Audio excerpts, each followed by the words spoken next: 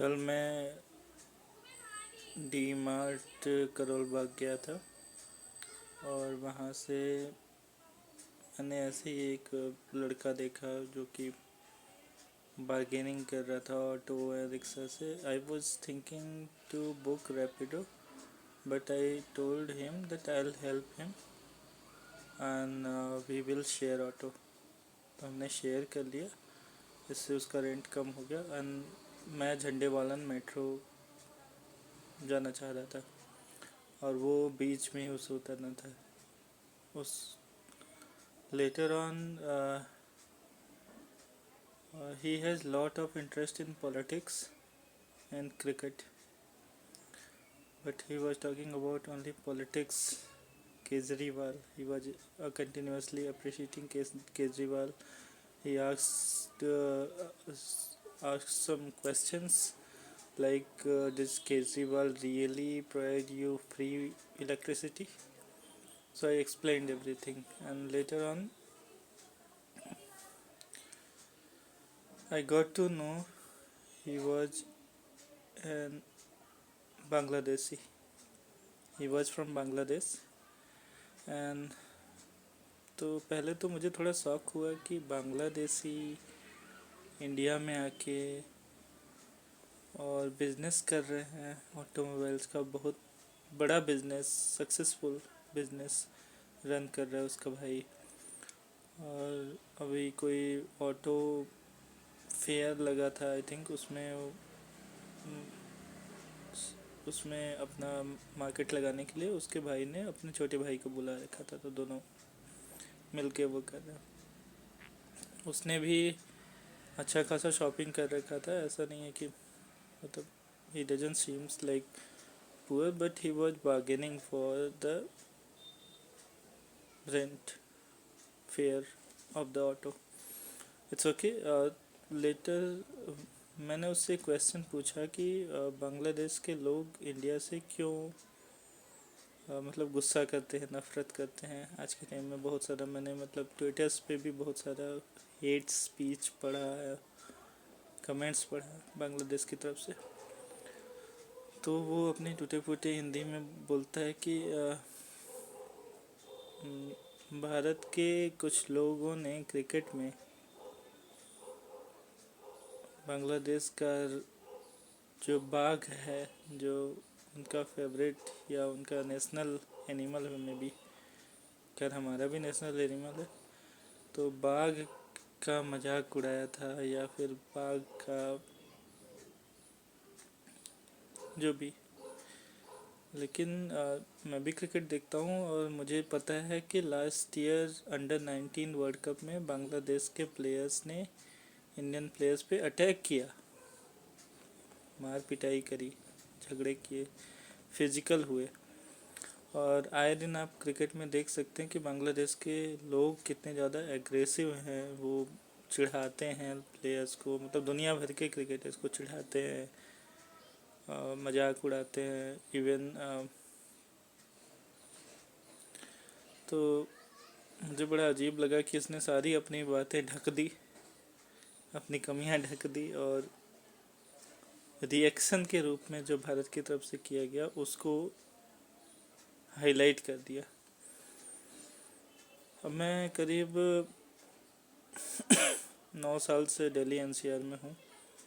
मुझे बड़ा इंटरेस्ट है लोगों को जानने का, बात करने का, कैसे लोग हैं समाज में, क्या चल रहा है, खासकर नए यूथ के साथ।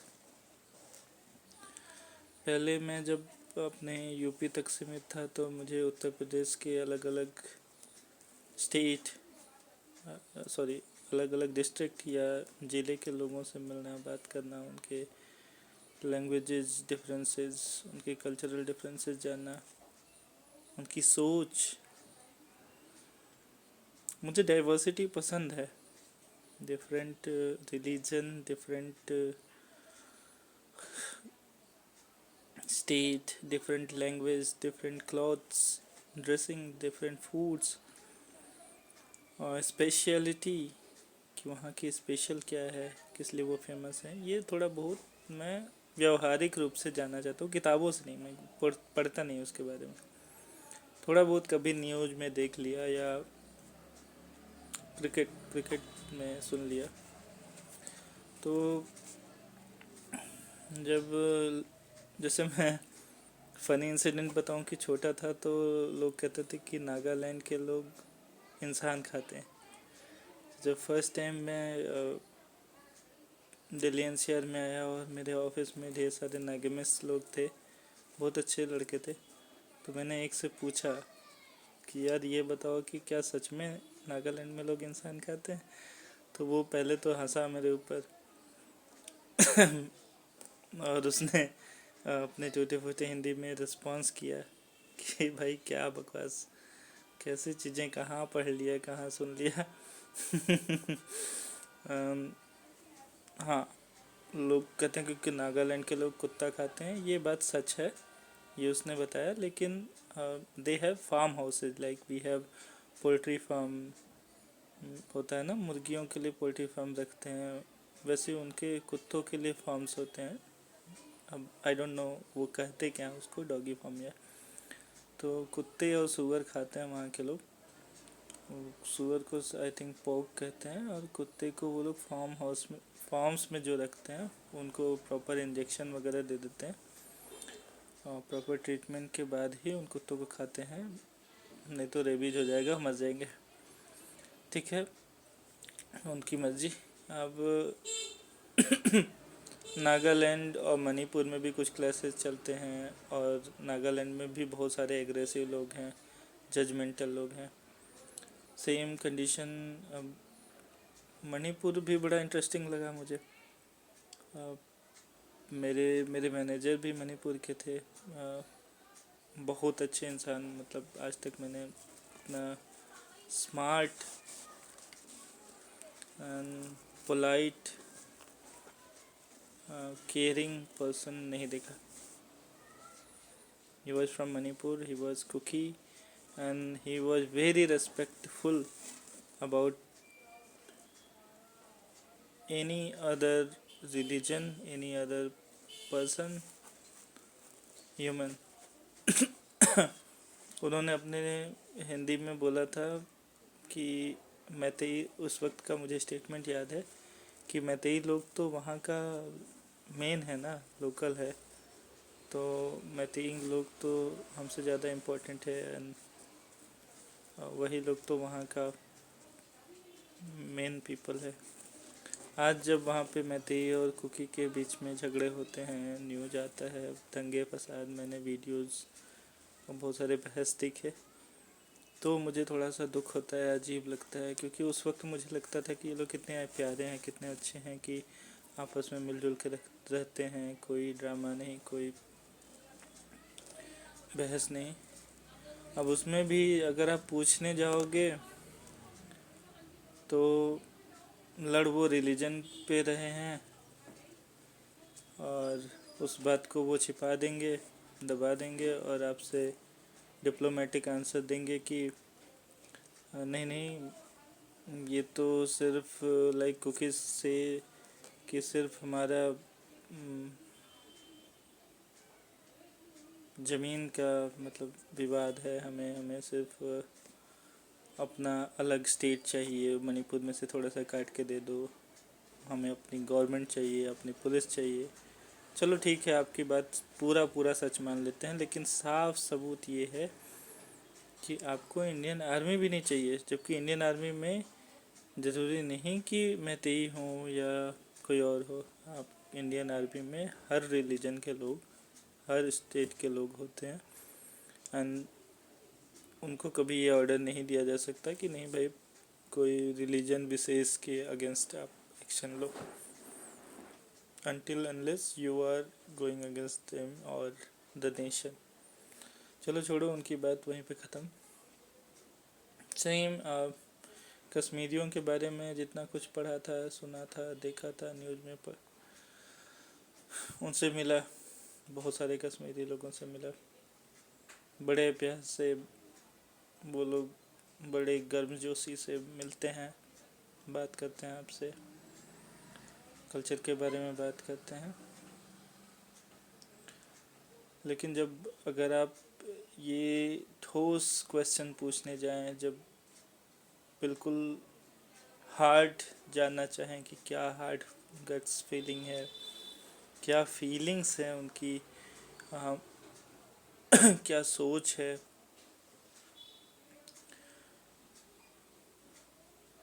तो आपको डिप्लोमेटिक आंसर ही मिलेगा।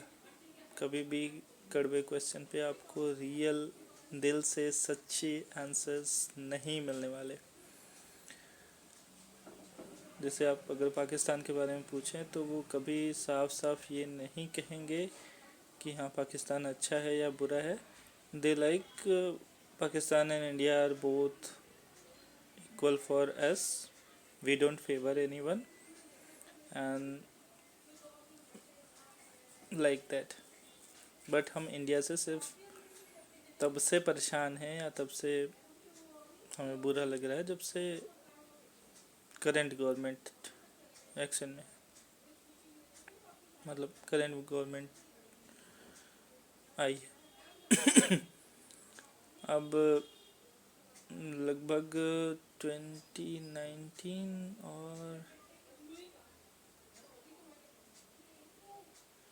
2019 या उससे पहले का वर्ल्ड कप था, I think India 2017 champions trophy या समथिंग, इंडिया पाकिस्तान से हार गया था। एंड पता नहीं लोग, मैं क्रिकेट देखता हूँ बट ये नहीं कि क्रिकेट को लेके किसी को कुछ उल्टा पुल्टा बोल जाना या गाली देना या क्रिटिसाइज प्लेयर्स को किया जाता है, क्रिटिसाइज लोगों को क्यों करेंगे उसमें।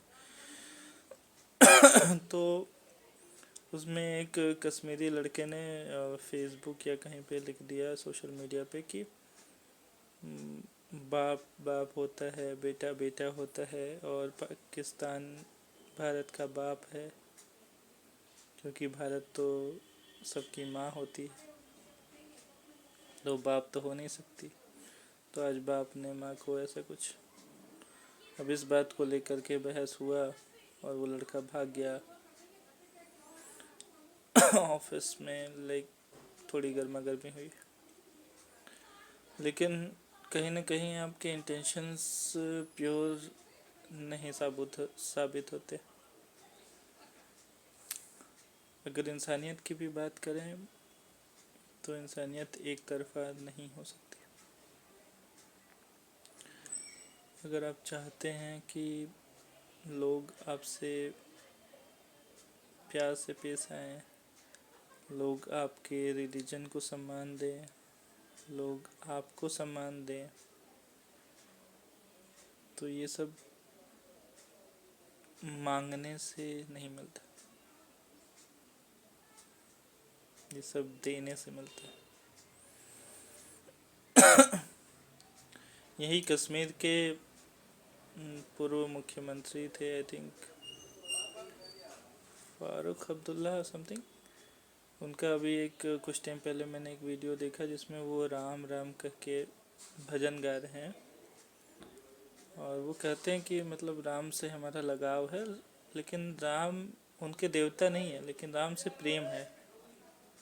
राम की वो पूजा नहीं करते, लेकिन राम के लिए सम्मान है, प्रेम है। और अगर किसी बच्चे को मैं ये सिखाता हूँ, मैं अपने बच्चे को कि नहीं राम आपके देवता हैं, कृष्ण आपके देवता हैं, उनकी पूजा करो, उनसे प्रेम करो, और यीशु या पैगंबर मोहम्मद या गौतम बुद्ध या जैन महावीर, कोई भी अन्य जो देवी देवता हैं, जो भी जिनको लोग अदर रिलीजन के लोग मानते हैं, उनसे नफ़रत करो, उनकी मूर्तियाँ तोड़ो या उनके खिलाफ जाओ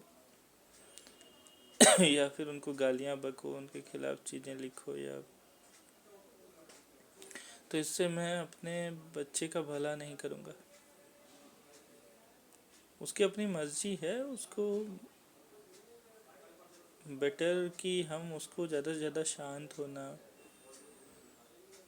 गहरी सांसें लेना, प्राणायाम करना, मेडिटेशन करना, मन को शांत करना, किताबें पढ़ना, सेल्फ हेल्प बुक पढ़ना, जिससे कि खुद का डेवलपमेंट करना, ज़्यादा से ज़्यादा शारीरिक रूप से स्वस्थ, मानसिक रूप से शांत और आर्थिक रूप से मजबूत बनाना, उस पर फोकस रहना सिखाना चाहिए, न कि दिन रात बहस बकवास ड्रामा। बाकी जैसा कि सोसाइटी में आजकल देखा जा रहा है कि ज़्यादातर अपकमिंग जनरेशन रिलीजियस एक्सट्रीमिस्ट होती जा रही है, चाहे वो भारत की हो, चाहे बांग्लादेश की हो, चाहे पाकिस्तान की हो, चाहे मालदीव की हो, चाहे श्रीलंका की हो, चाहे कनाडा की हो। तो इन एक्सट्रीमिस्ट से, इन खतरनाक लोगों से बचने के लिए भी खुद को सुदृढ़ बनाएं, अपने बच्चों को सुदृढ़ बनाएं, उन्हें बताएं कि अपने आप को सुरक्षित रखें, ताकतवर रखें। किसी भी ऐसे लोगों को समझाने का कोई फ़ायदा नहीं है, इनकी बुद्धि मोटी हो चुकी है, इनके दिमाग में सिर्फ ये सही अगला गलत भस चुका है ठूस ठूस के। ये अपनी गलतियों को छिपाने के लिए बहुत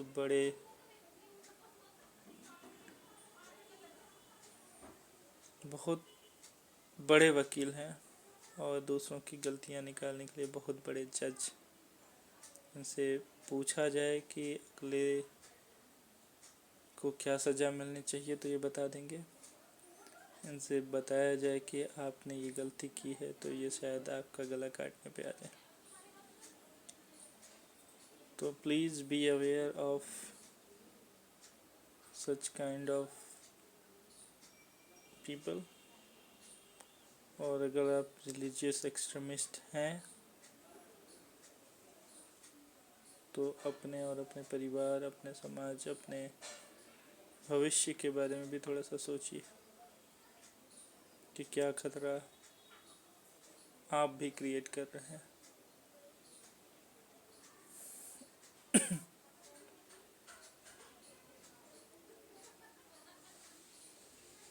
कोई आदमी अपनी पत्नी का, अपनी प्रेमिका का रिलीजन बदलवा के शादी करके बहुत खुश है कि बहुत बड़ी अचीवमेंट कर लिया। कोई लड़की अपने पति, अपने बॉयफ्रेंड, अपने प्रेमी से रिक्वेस्ट कर रही है कि तुम अगर अपना caste, religion, state, country, village, district change कर दो उसके लिए, तब वो तुम्हें प्रेमी मानेगी। और ऐसा वो कर देता है तो बहुत खुश। एवरीथिंग इज गोइंग मैटेरियलिस्टिक, सब भौतिक हो गया है, सब भोग में हो गया है, योग में नहीं है कुछ भी। न राम के ज़माने से है, न कृष्ण के ज़माने से। तो इनसे सावधान रहें, अपने दिल की सुने, अपने अंदर झांकें, अपनी कमियां सुधारें, अपने आप को दिन दुना रात चौगुना बेहतर बनाएं। इसी में आपका, आपके परिवार का, आपके बच्चों का, आपके माता पिता का, आपके समाज का, सबका हित छिपा हुआ है। धन्यवाद।